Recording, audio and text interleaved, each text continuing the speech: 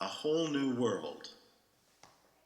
I don't think I'm spoiling anything if you haven't seen Aladdin, or like if you're going to go and see the new one. And I don't think I'm spoiling anything if I say that um, a key part of the plot is that the Princess Jasmine can't leave. She can't go anywhere. She's constantly guarded, constantly protected. She has a very specific little box that is her life, and that's how it is. And along comes this guy who's pretending to be a prince. Again, I don't want to spoil it for you, but one of the things that happens is that the prince says to Princess Jasmine, um, "But why can't you leave?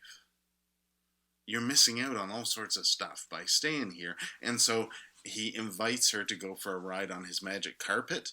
It's a fantasy, obviously, to go for a ride on his magic carpet and see stuff. And so she gets on the magic carpet. She goes for a ride with him. They see stuff.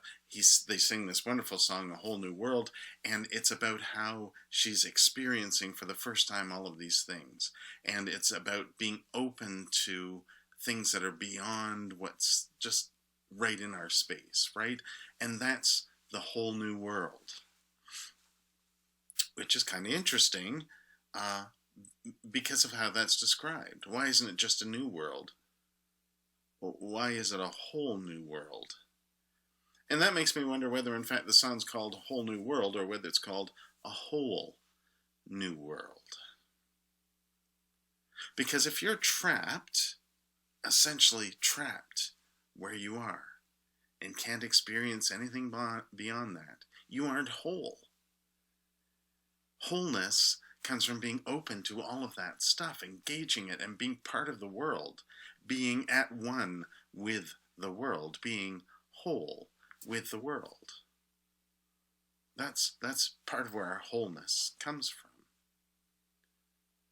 Over the last few weeks, we've been hearing pieces of the end of the Book of Revelation, which is a powerful part of our. I'm trying to think of a good way of saying this. It's a powerful part of our history and traditions as a faith, um, but not necessarily for the right reasons.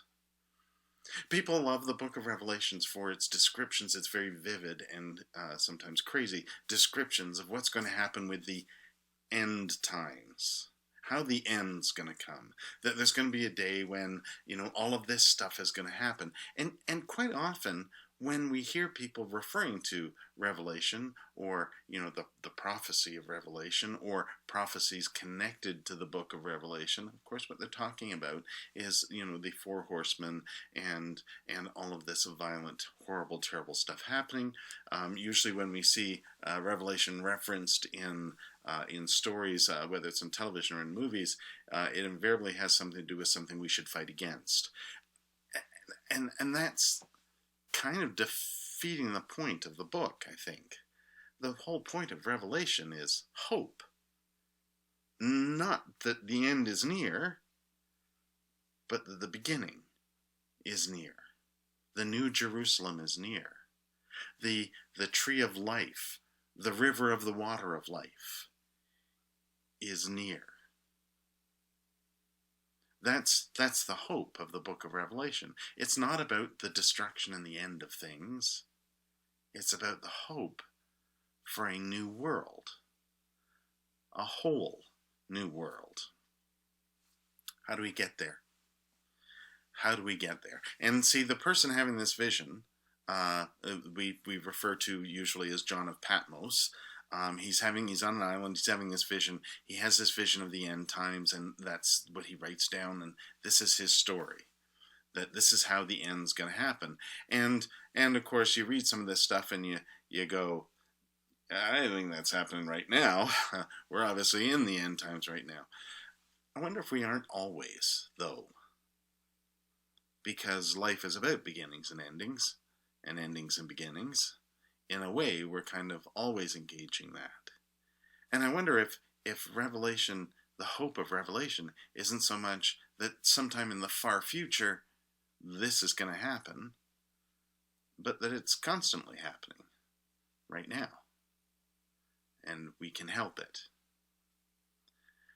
And see, I think that's where all of this connects with Jesus and the things that he says in the Gospel of John.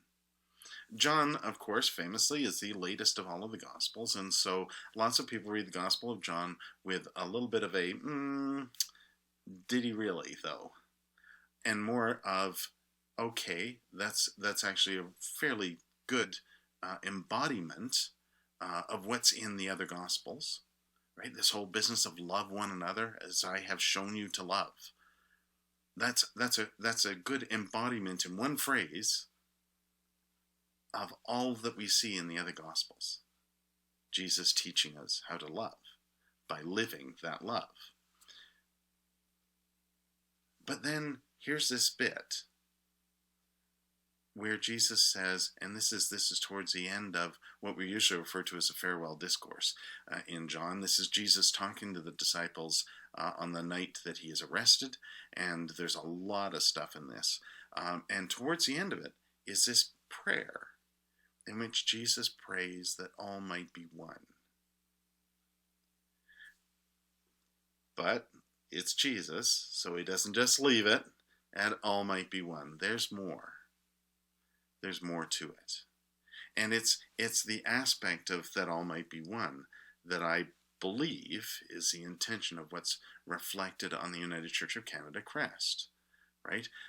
That phrase that all might be one is in Latin and French, and we have all my relations in Mohawk on the crest as well now. And I again, I know I say this lots of times, but I think that's the coolest thing, because it reminds us that of what exactly we mean by that all might be one. Not that we all might be one in that you all belong to my denomination, you do as I tell you, and we all think the same, but that we are all related. We are relations of each other. And oh, that's such the best word, because we are in relationship with each other. That's how we are all one.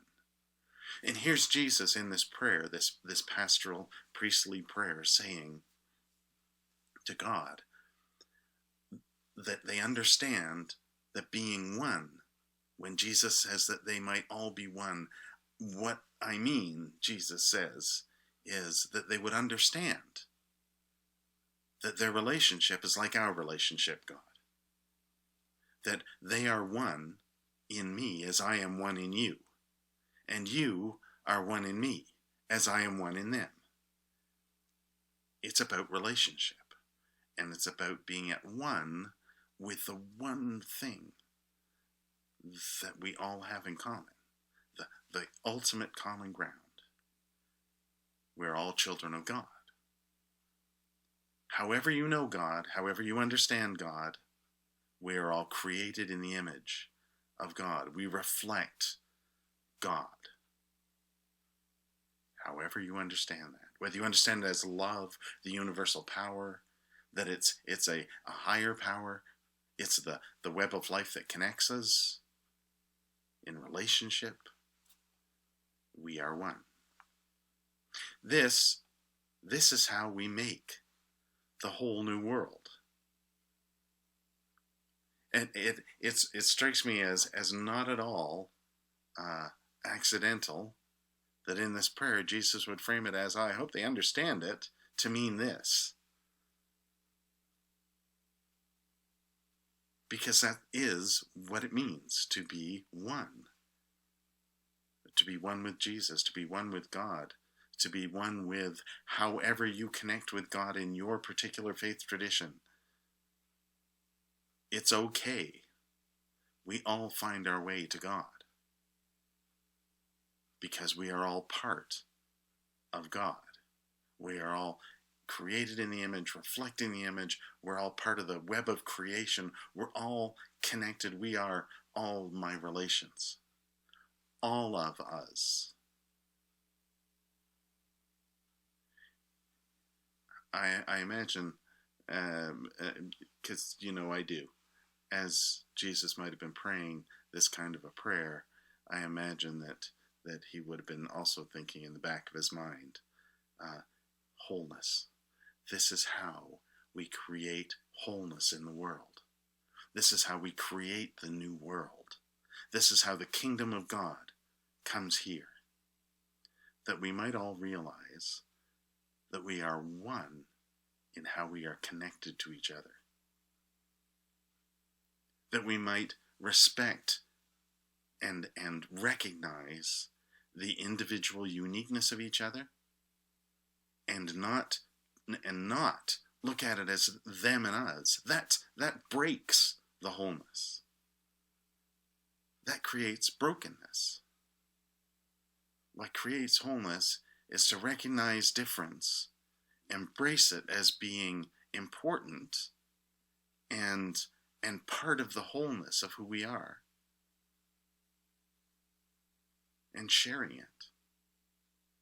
Not just respecting the diversity, but embracing the diversity. People are who they are. And ultimately, and here's where of course, that's a part of the conversation where people say, but Jesus, this is hard. And Jesus would go, yes, I know it's hard. I know it's hard. Because not everybody wants to do it. Because it looks like to you that their behavior is modeling brokenness, disconnect. Get away from me. We're us and them. You're different from me. It's fear and hate. But that's not in the image of God. Reflecting the image of God means love. To understand deep in our hearts that we are connected by the love of God that is there, no matter how hard it might be to see that in someone else, no matter how hard they might try and go out of their way to demonstrate to you that, oh, there is no love there at all. Yes, there is. And we are one in finding and embracing that. Of course it's hard. Of course it sometimes feels like it's impossible. But it's not impossible. It's not impossible. It's only impossible until we figure out a way to do it. And then it's not. And that's what Jesus was about. That all might be one. Understanding the different gifts, the different diversity, the differentness of all of us. And still finding a way for love.